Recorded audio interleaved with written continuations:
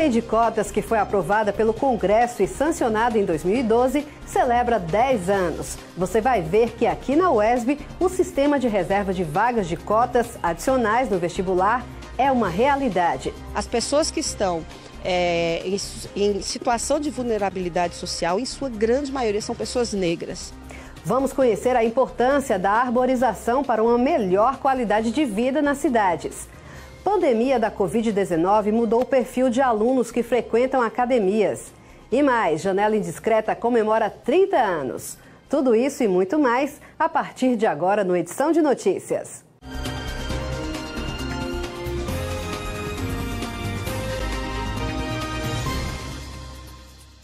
Olá, seja muito bem-vindo ao Edição de Notícias. É muito bom poder contar com a sua companhia nas noites de sábado aqui na TV UESB. O Comitê ProLer UESB articula e promove ações para a democratização do acesso aos bens culturais e valoriza o saber local, as experiências das pessoas, visando despertar o interesse pela leitura na região. O projeto está comemorando 30 anos. Acompanhe. Todas essas pessoas têm uma história para contar sobre o ProLer e estão celebrando os 30 anos do Programa Nacional de Incentivo à Leitura. Luna é estudante de História da UESB e começou como voluntária do ProLer em maio deste ano. Honestamente, é uma sensação muito boa, é muito gratificante. É o tipo de lugar que eu não considero largar, mesmo se eu tiver um emprego assim, 20, 40 horas por semana, eu ainda vou estar aqui de alguma forma, nem que seja para ajudar nos eventos. Porque eu quero poder construir isso, eu quero fazer isso pela comunidade. Edilson fez a sua pesquisa de mestrado dentro de uma das ações do programa, o ProLer Carcerário, que leva o universo libertador da literatura para dentro dos presídios de Vitória da Conquista.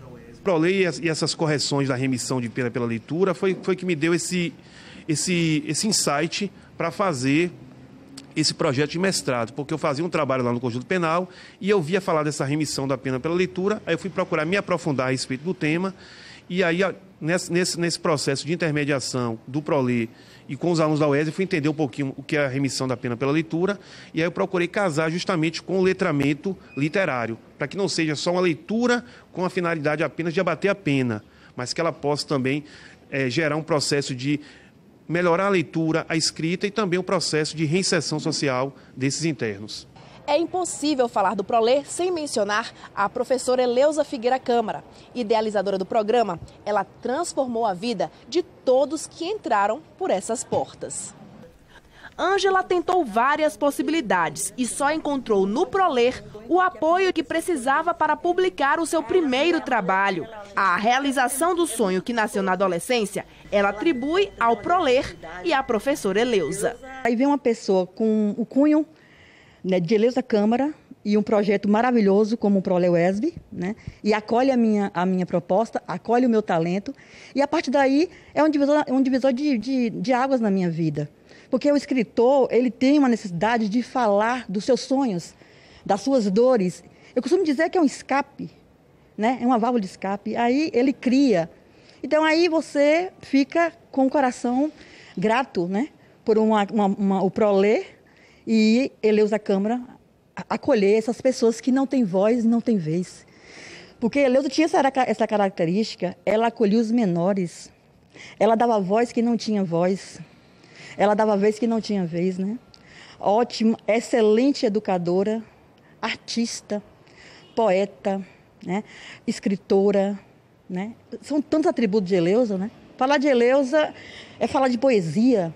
O projeto foi implantado na região sudoeste da Bahia em 10 de janeiro de 1992, por meio de um convênio de cooperação cultural firmado pela Fundação Biblioteca Nacional, a Universidade Estadual do Sudoeste da Bahia e a Prefeitura Municipal de Vitória da Conquista. O ProLer participa da 16ª Primavera dos Museus, que vai até a próxima sexta-feira, dia 23. Nós temos aqui na sala o Museu Literário Professora Amélia Barreto de Souza. É um museu demonstrativo, mas rico em acervo. E pela sua riqueza, conseguimos então inscrever no IBRAM, né, Instituto Brasileiro dos Museus, e assim, participamos das suas ações anuais. São 2 ações, né? Maio, que é a Semana Nacional dos Museus, e setembro, que é a Primavera dos Museus. Esse ano veio com o tema Outros 200, Outras Histórias. E nós trouxemos para o ProLer, particularmente, 30 anos do ProLer e muitas histórias. Então, estamos comemorando, o IBRAM está comemorando o bicentenário. Um espaço aberto para rodas de leitura, de escrita, eventos, biblioteca, museu, projetos, aulas de computação e muito mais. Tudo de graça para a população. Quanto mais eu fazia coisas, quanto mais eu pesquisava, né, sobre a sala, sobre as ações, mais eu me apaixonava e me identificava também. A primavera começou oficialmente e deve ser marcada pela chuva, aumento da umidade e calor. Acompanhe. Começou a primavera, a estação das flores e das tradicionais cores. Além do verde, o amarelo, o vermelho e o lilás tomam conta da paisagem de Vitória da Conquista. Dá uma olhada, né? Tomar um ar fresco. As árvores estão conservadas, bonitas, bem cuidadas. Com esse cenário, Elielton aproveitou a folga e trouxe a Alice de 5 meses para passar a manhã na Praça Tancredo Neves. Bastante cor, né? A cidade fica mais bonita, fica mais florida. Pelo 3º ano consecutivo, a primavera terá influência do fenômeno Laninha. A nova estação representa fortes chuvas, alta umidade e calor. Esses fatores facilitam a formação de grandes nuvens que podem provocar fortes pancadas de chuva, ventos e raios. Apesar de estar perdendo já a sua intensidade, sua força, ela ainda vai fazer algumas alterações, principalmente na questão da velocidade dos ventos, quantidade de chuva e a temperatura. Então, por exemplo, aqui na nossa região especificamente, a gente vai ter um aumento gradual, né, da temperatura à medida que se aproxima do mês de dezembro, né, que é a nossa primavera. Cada estação demora 91 dias, então é uma preparação para o verão. Então a gente está saindo do período frio para o período quente, do período seco para o período úmido. Então essa alteração é gradativa e com a influência da Laninha ela vai ter várias incursões de massa fria fora do período e também a presença de chuva, né, como a gente sempre comum encontrar no período do verão. Além de curtir a paisagem, o cuidado com o corpo é fundamental. A baixa umidade e o forte calor podem ressecar a pele. Daí o consumo de água deve ser regular. O protetor solar também deve fazer parte dos itens ao sair de casa. O importante é lembrar dessa hidratação, não só da hidratação tópica, né, mas da hidratação sistêmica, né, aumentar aí a ingesta de líquidos, de água, mas também de sucos, né, de substâncias líquidas e lembrar também da hidratação tópica, dos cuidados em relação ao banho, do uso do hidratante correto, sem falar a questão da fotoproteção. Mas é muito importante focar não só no protetor, mas também no hidratante. Outro cuidado que devemos ter é com o sistema respiratório. A primavera deste ano tende a ser de fortes oscilações térmicas. Não vai ser tão quente, mas dentro da própria primavera vai ter pequenos episódios de temperaturas elevadas e seca. Mas a predominância mesmo é desse tempo da temperatura amena, né, por causa justamente da Laninha, que vai rebaixar essas temperaturas. E com o florescer da paisagem, o conquistense espera que floresça boas notícias. Trazer saúde, né? Prosperidade, amor, paz, alegria, tranquilidade que a gente está precisando na cidade. A gente está precisando de bastante verde, conservar a natureza, né? Que está precisando ser bem cuidada na cidade. As árvores têm que ser cuidadas porque elas trazem vida, ar para a gente, né?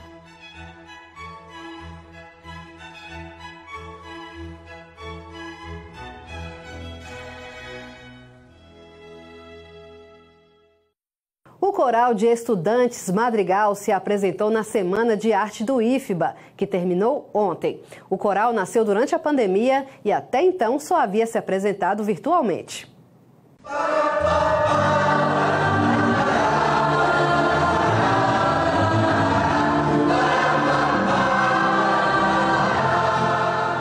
celebrar o centenário da Semana de Arte Moderna com dança, teatro e muita música. Esse foi o objetivo da primeira Semana de Arte do IFBA, que comemorou 100 anos de modernismo. A expressão do que eles pensam sobre a arte hoje, entendeu? Então, é o protagonismo juvenil, né? O que seria o movimento modernista se fosse hoje, né? Como é que ele seria? Então, essa é a visão dos meninos. E isso aqui que a gente está vendo é um pouco do que eles pensam sobre a arte hoje. No auditório, olhos atentos, aplausos incentivadores. No palco, estudantes do ensino integrado do Instituto trazendo um novo olhar da cultura brasileira atual. Eu acho de extrema importância, ainda mais nos dias de hoje, e ainda mais com essas apresentações que estão tendo, que eles estão resgatando a nossa própria cultura, a nossa identidade, a cultura brasileira, que é muito importante. Os corais abrilhantaram a noite de apresentações, trazendo releituras de compositores brasileiros, pessoas de todas as idades, de dentro e de fora do campus. Deram um verdadeiro show musical. Débora faz parte do coral dos estudantes do IFBA e conseguiu vencer a ansiedade por meio da música. No início do ano, eu passei por uma crise de ansiedade, depressão, e o coral foi mais um motivo, para eu vir para o IFBA, para eu levantar da cama e com felicidade e vir. Então, o coral para mim é isso, é um motivo para estar aqui no Instituto, com meus amigos. Para Lourdes, participar do coral é oferecer leveza para a alma. Um grande prazer, é uma coisa assim que transforma a vida da gente. Pelo menos a minha vida. Eu acho assim fantástico você reunir o grupo, cantar, tirar sons assim magníficos, mesmo no ensaio, que geralmente os melhores sons acontecem no ensaio.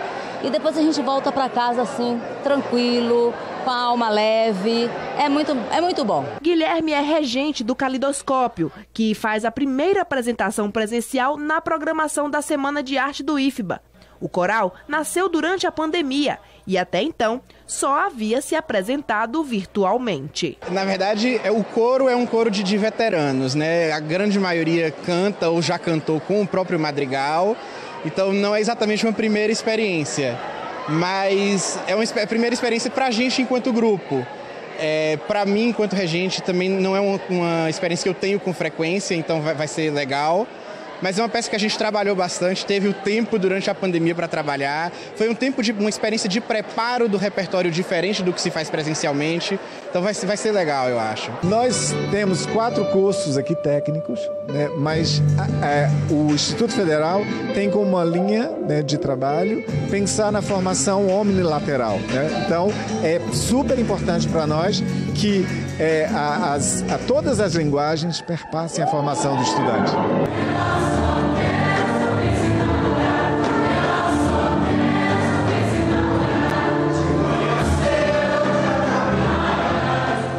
No próximo bloco, vamos falar sobre os 30 anos do Janela Indiscreta. A gente volta já já.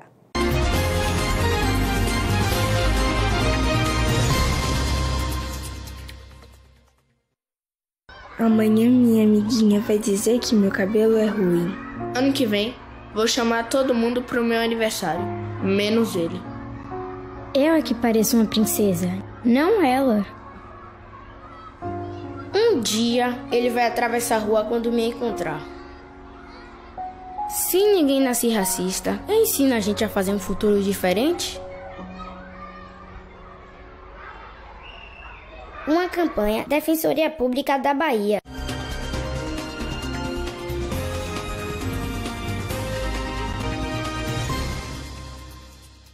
O Edição de Notícias está de volta. O Janela Indiscreta está comemorando 30 anos de atuação com ações de exibições de filmes e de formação de público para o cinema. Acompanhe na reportagem um pouquinho dessa história. Formado em Comunicação Social pela UESB, foi no Janela Indiscreta que o professor Rogério Luiz se apaixonou pelo cinema e descobriu uma nova profissão. Eu comecei a ver um repertório cinematográfico que eu não tinha muito acesso antes de chegar na universidade. E logo fui me encantando por isso, né? Especialmente com os cinemas orientais, iraniano e japonês. E foi da mesma forma que o Janela Indiscreta surgiu na vida de Raíssa, possibilitando que uma nova história fosse construída para ela. Eu me interessei por um dia em fazer a inscrição para uma monitoria, me interessei em permanecer nesse lugar, me formei nesse lugar, continuo em constante formação nesse lugar, e é justamente ele que me proporciona hoje, para além de uma produtora, ser também uma realizadora audiovisual. Graças ao grande cenário cinematográfico que Vitória da Conquista esteve envolto, personalidades como Jorge Melquisedeque e Esmond Primo se interessaram pelo tema e participaram da criação do Janela Indiscreta, contribuindo com a perpetuação do cinema na cidade. Quando o Prolé chegou em Conquista em 92, no meio do ano de 92, trazendo uma discussão sobre a leitura das diversas linguagens, né, inclusive do cinema como uma linguagem de uma leitura específica, Jorge, que fez parte do grupo que recebeu o Prolé, reviveu essa história do Clube de Cinema e resolveu montar um projeto, né, para realizar sessões de cinema dentro da universidade. Um programa dentro de uma universidade que ultrapassou as barreiras acadêmicas e possibilitou que o cinema pudesse chegar a lugares inimagináveis. Fomos a mais de 40 cidades, né, na região sudoeste da Bahia, exibindo filmes brasileiros, comentando esses filmes e também realizando oficinas de formação para professores, agentes culturais, né, bibliotecárias, né? Então, assim, a gente fez um trabalho importante de formação na região e o Janela foi buscando recursos externos para viabilizar esses projetos. Não só essa estrutura física, né, mas essa presença humana do Janela. E está ali no horizonte dizendo, vamos pensar também no que está fora da universidade. O Janela também foi fundamental na criação do curso de cinema da UESB, que propiciou mais oportunidades e ampliou o mercado cinematográfico em todo o interior da Bahia. Tem uma trajetória aí que vai consolidando uma cultura cinematográfica a partir da universidade que justifica, né, a formulação do projeto pedagógico para o curso de cinema em 2009. Em 2010 ele é aprovado e a gente agora está há 12 anos do curso funcionando com resultados muito significativos, né? Filmes premiados, curtas e longas. São histórias entrelaçadas e mudadas pela junção do cinema com a universidade, possibilitando debates. E vai além da produção cinematográfica. É a possibilidade da construção de novos caminhos. Quando a gente puxa lá de trás a essência do Janela, né, dessa proposta de pensar a sociedade, pensar o mundo, pensar a vida a partir de filmes, a gente percebe que por trás do fazer filmes tem coisas muito mais fundamentais do que a sobrevivência e do que essa existência material, né? Não tenho dúvida de que o Janela, nesse sentido, também é um núcleo muito inspirador para a gente, né? A gente festeja, né, com alegria os resultados do curso, os resultados do Janela e aquilo que foi possível fazer até hoje.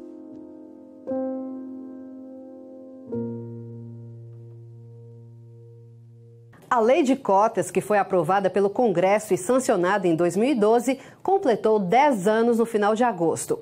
A lei determina que universidades e instituições de ensino federais reservem metade das vagas para estudantes que fizeram todo o ensino médio em escolas públicas e consigam a nota necessária para ingressar na instituição escolhida. Aqui na UESB, o sistema de reserva de cotas e vagas adicionais no vestibular da UESB é uma realidade instituída desde 2008. O objetivo principal é tornar democrático o acesso aos cursos de graduação ofertados pela instituição. As cotas mudaram o cenário das universidades e proporcionaram mais representatividade e inclusão. Mais negros na universidade. Estudantes de escolas públicas, indígenas e, mais recentemente, pessoas com deficiência. Todos tendo mais oportunidades. Esse é o saldo positivo da implementação de políticas afirmativas previstas na Lei de Cotas, que comemorou 10 anos no mês de agosto. A gente sabe, né, que por um histórico de desigualdades e de crueldade, eu diria, né, na formação do nosso país, as pessoas que estão em situação de vulnerabilidade social, em sua grande maioria, são pessoas negras, né? Então, interferir na entrada de pessoas negras na universidade, permitir a entrada de pessoas negras na universidade é interferir nesse dia a dia. Um estudante, ele nunca entra sozinho na universidade, ele traz sua família, ele traz seus ancestrais, ele traz seu cotidiano, ele traz sua proposta de futuro, seu desejo de futuro, que às vezes ele nem organizou numa proposta ainda, né? Há 14 anos, antes mesmo da implantação das leis de cotas, a UESB já possuía suas próprias ações afirmativas, com o objetivo de proporcionar o ingresso ao ensino superior público a pessoas em situação de vulnerabilidade social. Com o tempo, as cotas foram estendidas aos concursos públicos de servidores e professores da universidade. Manuela é caloura e ingressou na UESB por meio das cotas. Para ela, basta dar uma volta pelo campus para ver como as ações afirmativas mudaram a cara da universidade. Aqui é a UESB mesmo, a gente pode comparar a cara da universidade há 10 anos atrás e o que é hoje. A gente consegue ver pelo campus a transição de pessoas negras, de pessoas indígenas, de pessoas deficientes, essa inclusão mesmo, é inclusão. Atualmente, a UESB possui 3.908 estudantes cotistas ativos, matriculados na graduação. Desde a implantação do sistema, mais de 12.600 estudantes ingressaram na universidade por meio do sistema de cotas. A questão da permanência, ela não diz respeito só à bolsa ou ao financiamento da permanência do estudante aqui, mas também a questões simbólicas, culturais. Isso vai causando uma mudança de paradigmas dentro da universidade, e aí isso vai exigindo da universidade outras posturas. Guilherme tem orgulho de ter ingressado no curso de cinema por meio das cotas. Para ele, essa conquista tem poder de atingir muito além do que apenas o estudante contemplado. Acho que a cota, ela é um paradigma, sabe? É uma quebra de paradigma, na verdade, para essas pessoas, para essas famílias, que a partir dessa pessoa ela começa a ser vista, tanto na perspectiva individual como coletiva, como, por exemplo, alguns primos, algumas tias, algumas pessoas vão começar a ver essa pessoa que entrou na universidade e a partir dela vai ter uma representação dessa pessoa e a partir disso ela pode também começar a se ver naquele lugar.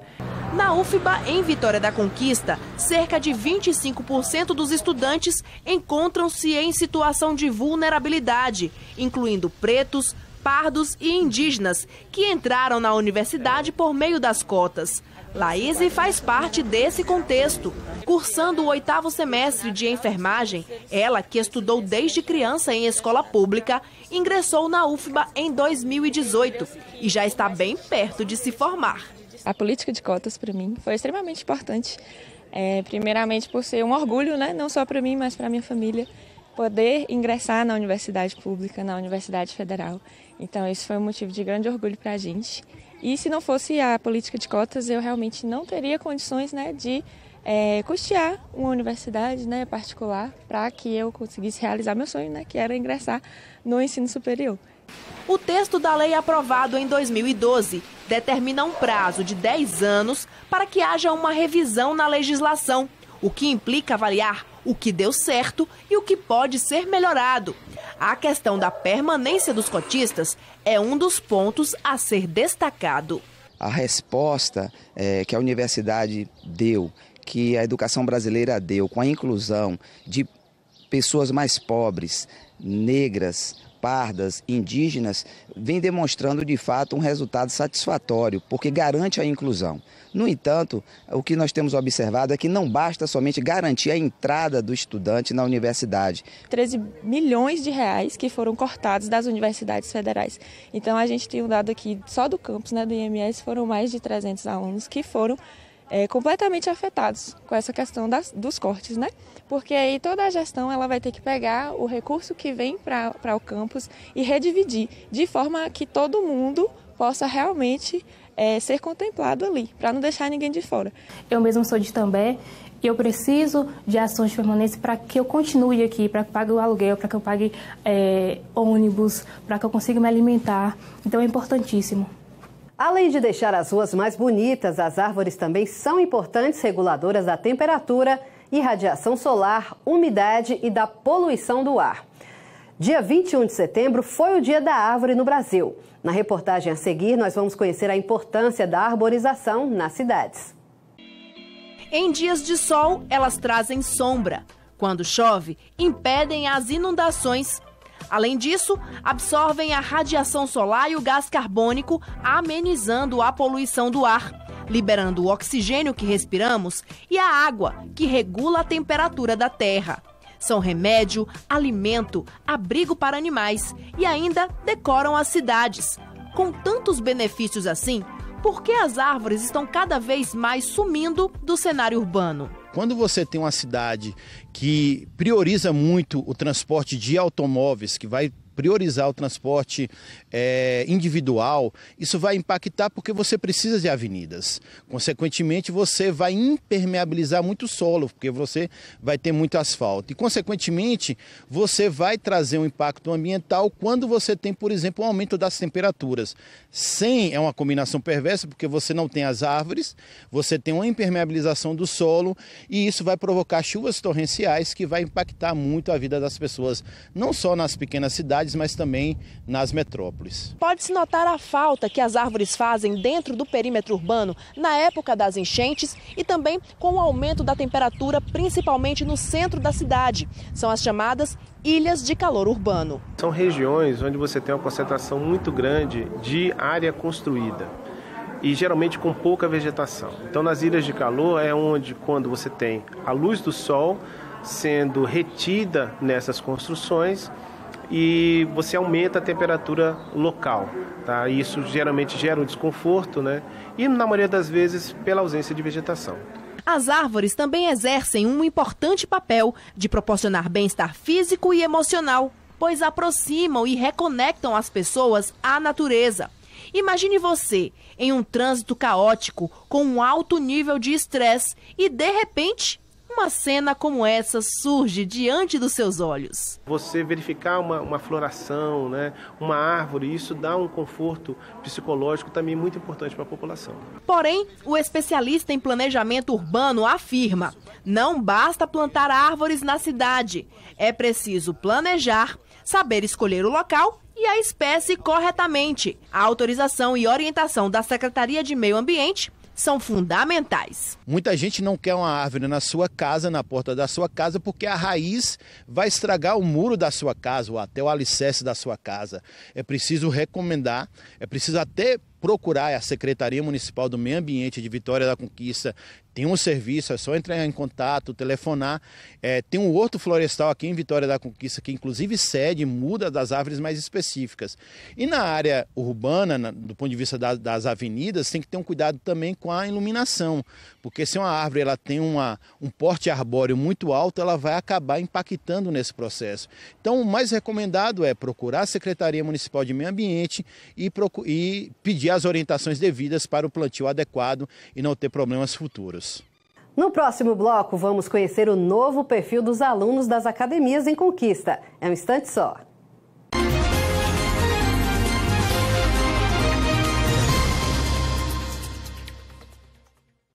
Nossa plenária foi invadida por 5 homens que colocaram música com apologia a estupro e violência racista. Se negaram a abrir minha conta eleitoral.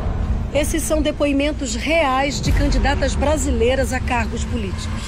Quando a sociedade combate a violência contra as mulheres, mais mulheres participam das decisões do país. Seja candidata. Mais mulheres na política, sem violência de gênero. A gente pode. O Brasil precisa.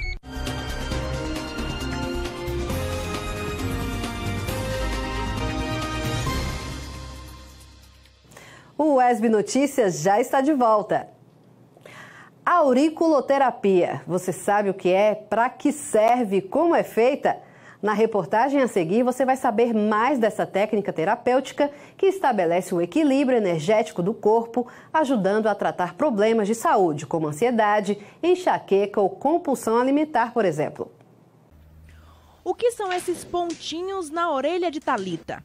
São pequenas esferas que fazem parte da auriculoterapia, uma técnica terapêutica semelhante à acupuntura, que em pontos específicos na parte externa das orelhas, buscam estabelecer o equilíbrio energético do corpo, ajudando a tratar problemas de saúde como ansiedade, enxaqueca ou compulsão alimentar, por exemplo.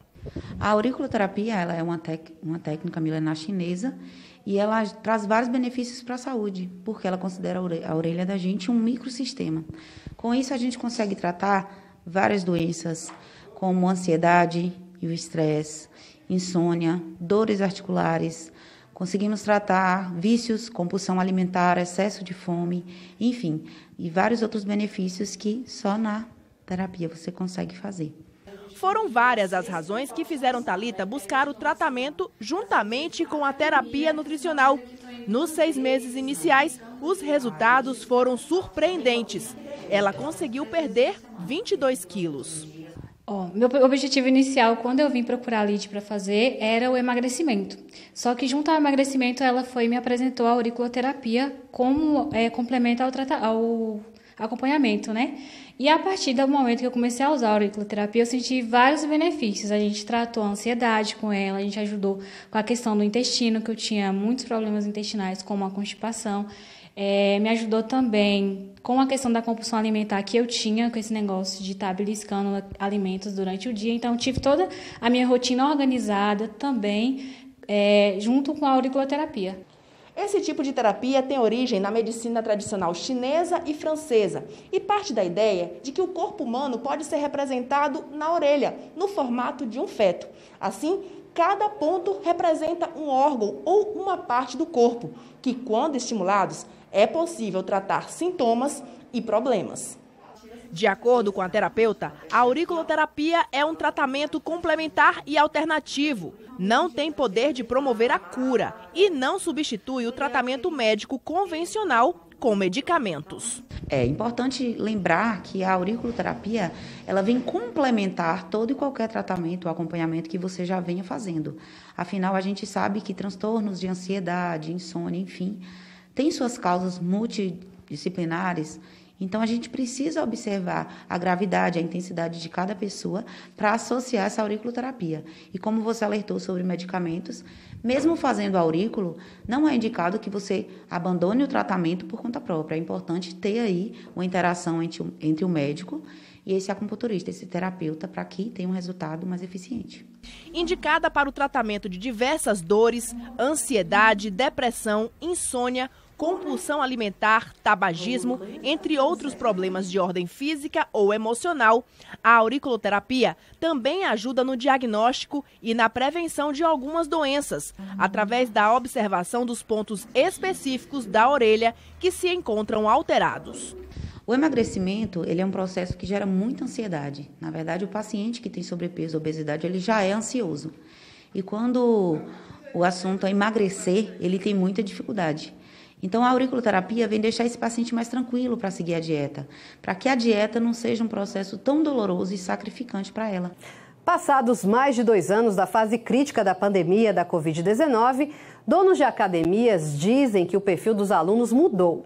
Muitos voltaram com outro pensamento e alguns se matricularam pela primeira vez. Daniela malha há 8 anos e se viu totalmente fora de sua rotina diária quando as academias tiveram que fechar as portas durante o auge da pandemia da Covid-19. Casada com um personal trainer, ela logo deu um jeitinho de manter a atividade física, mesmo dentro de casa. Procurei meios para conseguir treinar em casa, né? A gente tinha um condomínio, então a gente treinava ao ar livre e dentro de casa. A gente comprou alguns aparelhos, alguns acessórios, né, para treino, barra, e aí ia improvisando durante esse tempo. Betão também não parou, mas ao invés de vir à academia, foi a academia que foi até ele. O que eu fiz? Aluguei uns aparelhos, fiquei treinando na garagem da minha casa e alternava com as caminhadas na Olive Flores. De acordo com esse dono de academia, a Covid-19 mudou o perfil dos alunos. Hoje, depois da experiência de uma pandemia, muitos voltaram com outro pensamento. Alguns se matricularam pela primeira vez. Com relação à mudança no retorno das academias, a gente percebeu que muitas pessoas que nunca tinham feito academia na vida, nunca fizeram atividade física de forma orientada, passaram a se interessar e buscar a academia. Uma pesquisa realizada pelo Colégio Americano de Medicina do Esporte mostrou que a pandemia acendeu nas pessoas uma preocupação pela saúde. Muitos resolveram deixar o sedentarismo e quem se movimentava apenas em prol da estética começou a pensar no futuro. A gente tem essa percepção, a gente tem esse termômetro, principalmente nas nossas avaliações físicas. Quando a gente pergunta para os clientes quais são os objetivos deles, normalmente hoje as coisas vêm acontecendo, as pessoas falarem que o objetivo principal é a saúde, qualidade de vida. Antigamente a estética vinha sempre em primeiro lugar, seja ele emagrecer, seja aumentar a massa muscular, e hoje as pessoas inclusive começaram a mudar a percepção para a atividade física. A saúde, porque acaba que a gente... Primeiramente, a gente entra buscando a estética, mas a gente vê os benefícios na saúde no geral, né? Tanto a saúde física como psicológica, mental. A prática do xadrez desenvolve habilidades, tendo como destaque a memória, a concentração e o planejamento. O jogo de tabuleiro é considerado um excelente suporte pedagógico. Em Vitória da Conquista, muitos alunos procuram o aperfeiçoamento do jogo por meio de escolas específicas para essa modalidade. Nessa academia, o exercício é mental. Exige concentração, foco e estratégia. Quem disse que tudo isso não cansa? É um exercício que cansa muito, muito mesmo. Tanto que no meu primeiro torneio, que foi aqui na Academia M64, eu só consegui jogar bem 3 partidas. Depois disso eu não consegui jogar direito mais, porque meu discernimento já estava meio baixo, eu estava começando a ficar meio cansado. Tem um certo estudo que diz que em um torneio de xadrez, um mestre assim pode acabar gastando cerca de 6.000 calorias, o que é muita coisa. Mas é um cansaço agradável e que esses alunos adoram. Eles fazem parte da Academia do Xadrez, um espaço totalmente voltado à prática do esporte, seja em torneio ou aulas práticas gratuitas, abertas a todos os tipos de público. Hoje o nosso foco é o infanto-juvenil, mas é um espaço que está aberto para toda a comunidade conquistense e região, de modo que as pessoas tanto possam aprender o básico do xadrez, como também pode aí desbravar mais desse esporte através de aulas que a gente tem oferecido aqui, aulas gratuitas, em breve também com cursos com conteúdos mais avançados para esse público que já tem essa base de xadrez. Então a proposta da academia é divulgar o xadrez, divulgar esse esporte para todos. O jogo surgiu no século VI na Índia e chegou até a Europa, onde adquiriu o formato atual, inserindo elementos da Idade Média, como os bispos e as torres dos castelos, elementos que perduram até os dias de hoje mundialmente. Está esse projeto maravilhoso, como vocês estão vendo aqui, a gente está tentando reunir enxadristas de várias categorias. O nosso foco é infanto-juvenil, porque a gente trabalha com essas crianças na escola, elas pediam para a gente um lugar para jogarem,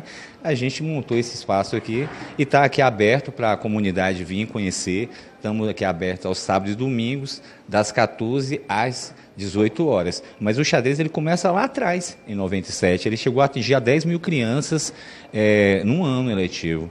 O jogo ocorre em um tabuleiro entre 2 jogadores. Vence quem atingir o rei adversário com o checkmate. Mas para entender esse processo é preciso estudo e muita prática. Davi se dedica ao xadrez há 9 anos, participa de campeonatos e afirma que ainda tem muito o que aprender. Sim, é um jogo que tem uma quantidade inimaginável de variantes.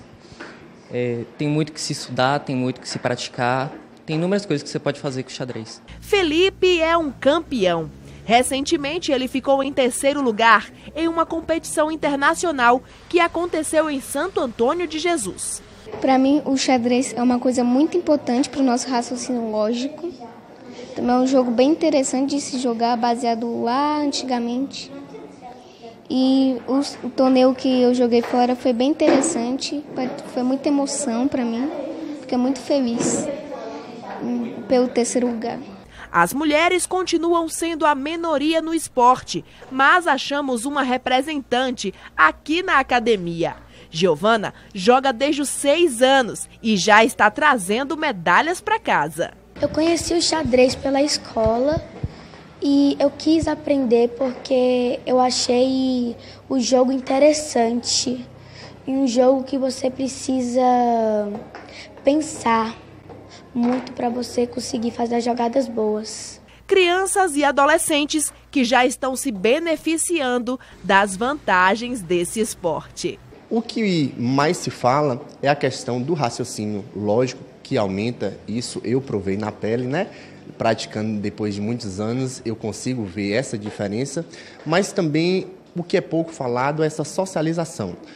Hoje, com o advento das redes sociais e todo o aparato tecnológico, apesar de ser um jogo de duplas, você vê aqui que a gente também tem uma reunião de grupo de pessoas onde a gente pode estar interagindo tanto através desse esporte como através dessa comunicação que acontece nesses momentos que a gente está jogando xadrez. Então, acho que, para mim, hoje é o que eu vejo de maior benefício que o xadrez pode oferecer.